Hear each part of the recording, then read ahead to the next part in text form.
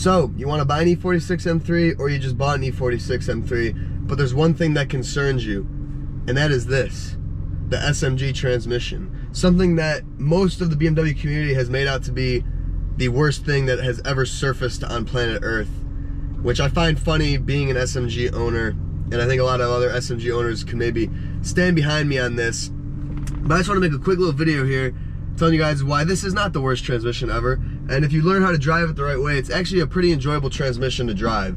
So I'm gonna, do the SMG some justice in this video. What's going on, everybody? So, you know my E46 M3, you know it's got an SMG trans, and I've owned this car for a long time, and the SMG has yet to give me any issues. And after so long of owning it, you kind of learn how to really bond with the transmission and use it the right way. And I think that makes this a far better driving experience. And I know if you're at all on the internet about E46 M3s, they basically tell you to stay away from the SMG like it's a plague, right? And because the whole BMW community, myself included, if it's not manual, it's junk. Don't buy auto cars. They all suck. And I mean, that is true. I would prefer a manual BMW over an auto one any day of the week. But as the E46 is this kind of weird spot where you don't have an auto transmission. You have a 6-speed manual and you have a 6-speed SMG. The haters will say, oh, it's auto. If you really look down at the car itself, an SMG trans is still a 420G. It's still a manual transmission with a clutch and a flywheel and a pressure plate. But instead of using your left foot to actuate a clutch, you have an SMG pump and a hydraulic pump that does it for you. So it's pretty much manual, but you don't really have to do anything. And that's, people say, well, if you're not pushing down a clutch pedal, it's not a manual. It's not the case. It is a manual transmission. It is the same transmission that the 6-speed cars are. There's a bug on my window. The only difference is you don't have to use your leg. But to call it an auto is ignorant, because an auto basically says a torque converter and no clutch. There is a clutch in here. So there's even a slave and a master. Or not a master, but there's a slave. But so anyway, before we get into anything else here, I think if you want to buy one, or you want to test drive one, or you own one, you should basically know a couple things. First off, you really have to drive an SMG like a manual transmission. It says you don't have to lift off when you shift. You absolutely should. If you don't, you get a lot of clunk, and you get a lot of it's not very comfortable. It's kind of jarring and aggressive. So that's one thing. You should lift off. The second thing is the drive logic. There's all the different modes, the Wi-Fi button right here, and basically 1 and 2 are like snow, like slow driving, and then you have 5 and 6, which is like racetrack. I found that years have gone by, and the mode that I stay at is the 4th bar, and that is basically the perfect in between of quick shifts, but not like 5 and 6 mode where it like beats the hell out of you. So I think if you put it in drive mode 4 and you let off when you upshift, that immediately will take care of basically 90% of the things that people hate about this car. It'll make everything way better. I recommend you do that. Second, third, I would recommend you buy a CSL SMG tune. TTFS is where I got mine. It's like $185 or something like that. And basically it brings your SMG to CSL parameters, which is quicker upshifts, rev matching downshifts, and other software things that basically just make sure it's smoother and more enjoyable to drive. So for 180 bucks or whatever, it will basically transform the car. The rev match downshifts add a super cool element, and before I got this tune, I would rev match my own downshifts, which is still pretty fun and it works, but rev matching the downshifts makes downshifting the car much more smooth and enjoyable, and it gets rid of a lot of the awkwardness that comes from that. That's, I think, a big thing right there. So between those three, those will totally transform your thoughts on the SMG right off the get-go, I guarantee you. Another huge thing that I think will make the SMG a lot more enjoyable is if you don't feel like you want to downshift all the way, which you're not really supposed to downshift into first, so I wouldn't advise that. But even, you know, second, third, what I do when I coast to a stop is I just pop it in neutral, just like you would a manual trans. That's what I find is just the best way to kind of go about stopping rather than downshifting into second and first. I like to just coast. I will go into second occasionally, most of the time actually, but never into first. I'll always just blip or pop it in neutral and then just coast. And then, you know, you go back into gear. Pretty much like you're doing a manual car. I don't know about you, but when I'm driving a manual, I coast from, I coast in neutral to a stop. I don't downshift each one. I think that's also a one thing that people kind of overlook with this trans. But, I gotta get around this truck. But it's just, when you shift after so long, you kind of learn like, kind of the biting points and the parameters of the trans, and you'll know, you know, when you're driving it, as soon as you go to shift, let up, and there's a spot, it's really hard to explain, but there's this time where you got to reapply it, and it makes it really smooth. And like I said, it's weird, so I'm like, all right, so I'm going shift off, and then you come right back down after the shift's complete pretty much, and it makes it nice and smooth. And you still sometimes get some diff clunk. What are you gonna do? It's an E46 M3, they all clunk. But basically those things are what I learned to kind of help you drive it way better. So start off with that, and then, you know, see how you feel about it. But really, it's a fun transmission. I don't care what people say. I absolutely railed that bump. It is far quicker than a manual. It's a proven thing. It's firm. It's fun. It just adds this element of like not having to use your foot, which for me, my knees are pretty bad. All my friends know, but I mean, like, they're not bad, but like if I'm driving like my E34 and I'm in traffic and that heavy clutch, my knees will be hurting. Even a stock clutch car, traffic, it bugs my knees. So to have something where you don't have to use your knee is really nice. Not have to push on a clutch pedal.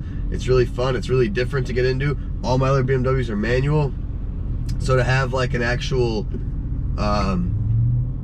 like a car that's not an auto, but not a, you know, don't have to use my leg, is really fun. And it's just a really fun trans. The most important thing about this trans that you need to know is it's more of like a race-oriented transmission. So if you're driving in auto mode, which I wouldn't advise you do because it's junk, it really doesn't know how to drive.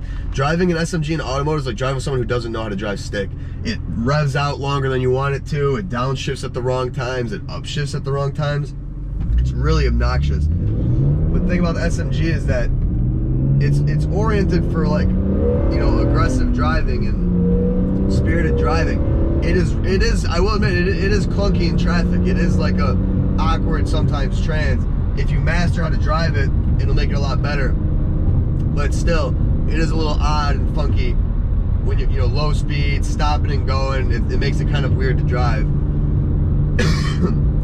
So it is a trans that I think is best suited for actually driving your E46. Which, when I'm driving this car, I'm usually trying to drive it, you know, spiritedly and enjoy myself. But that's really where the SMG shines. I mean, it is a quick trans. Yes, I mean, it's not, by today's standards, it's not, you know, PDK and dual clutch. This is nowhere near it. But you gotta think, 2003, SMG was a very advanced technology, I think, for, you know, car manufacturers. And I think a lot of people, you know, from the start were kind of like, you know, what is this? This is weird, it's awkward. Technology scares people, advancements in technology scare people, so obviously when you have these guys that are all 6-speed guys and manual guys, something like this is gonna be like, what the hell?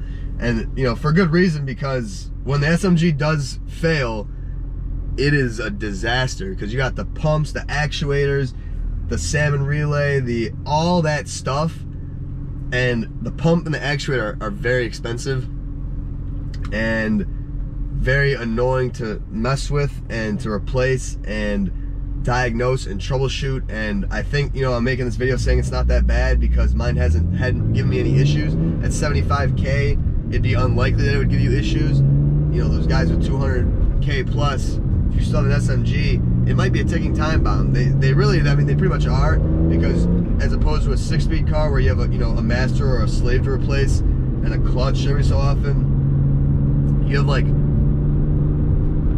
50% more things. That's not the right word. You have like double the stuff that could go wrong, and that stuff that could go wrong is very expensive.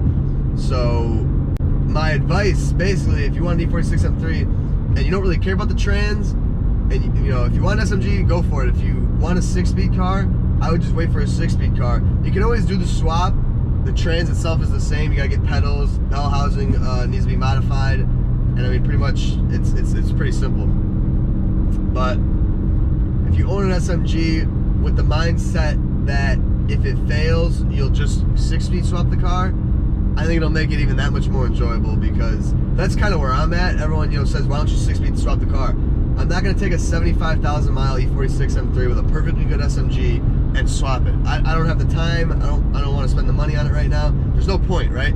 But if it ever fails, I'm not going to spend whatever, $2-3 grand to buy a pump, an actuator or accumulator or whatever the words are for the SMG system. I'm not going to do that for the fun of it. But if it fails, I will do that. And that takes the stress away of, oh God, what if my super technologically advanced transmission from the 2000s fails? Takes that stress away, because, oh, so what if it fails? It fails, and I put in a 6-speed swap. So that's basically how I'm at with this. You know, I don't let the transmission terrify me, and I really don't think it should terrify you guys.